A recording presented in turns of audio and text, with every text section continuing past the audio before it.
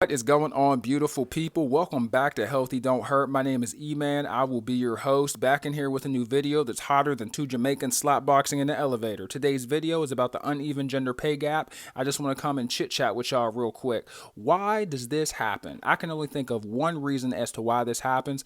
This happens because women do not negotiate their salary. I used to work in the tech industry and I got an IT job, and I was being trained by this lady that was 2 years, or this chick that was 2 years older than me. If she was 10 years older than me, she'd be a lady. But yeah, so I was 22 at the time. She was 24, about to turn 25. And so we began talking about the company, the role, and eventually we got to the money. That's my favorite part, right? The bread. I was like, how much did you make when you first took this job? She was like $20 an hour. Then I asked her, how much do you make now? She said, I make $22.50. Over the course of 2 years, I've gotten a $2.50 pay increase. Pay increase is kind of weak, guys. I know, but that's just what it was.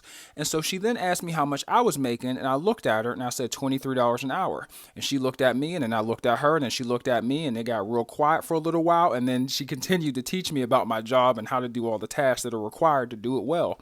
And she was a little bit of a know-it-all, very intense. She was very organized. She was kind of snobby, and she was just a Mrs. Know-it-all all around. But I'm going to be real with you. We need know-it-alls in the company because they'll make sure you know the information, and they'll make sure to tell you about the information for that job, whether you know it or not.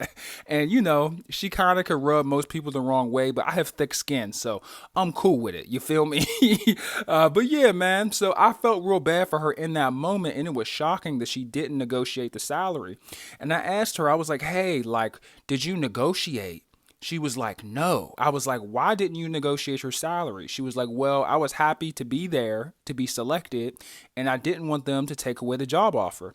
And I thought in my head, this is such a silly reason to not ask for a promotion or not for a promotion. This is such a silly reason not to ask for a raise because they already picked you over them.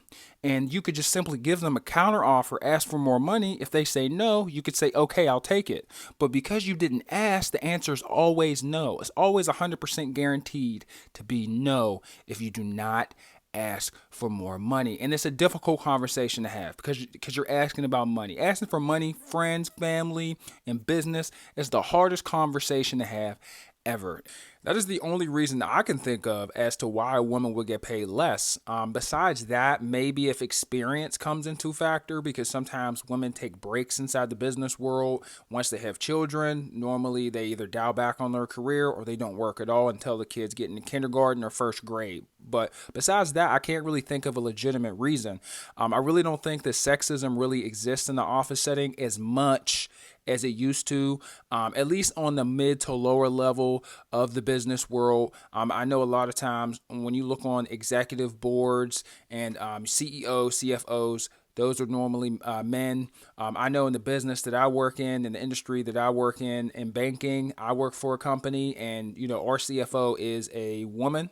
I think she's white. I'm not sure. I don't want to assume, but she is a woman, so I can't say that I've never seen a woman in a position of power. But it's really interesting because we see all of these resources being put into these companies to give women a fair shake, to make sure that women are put in positions of power, to make sure that they are in leadership roles, and rightfully so, right? It should be a right for you to compete on an even level playing field, regardless of your gender, sexual preference, or your ethnicity. But those numbers just don't seem to change, and I wonder why. I'm curious. What is your reason or your prediction as to why this happens? Leave a comment in the comment section below. Please like the video to support content like this. And yeah, man, it's just really interesting because for the most part, even inside the outside world, women and men are eye to eye, right? We're completely equal. This ain't the 1970s no more, where women are expected to be housewives. Women are out here getting it, and it's actually making things kind of tough because men are feeling the burn now because the standards are so much higher for us. Because women are out here kicking our ass inside the business world.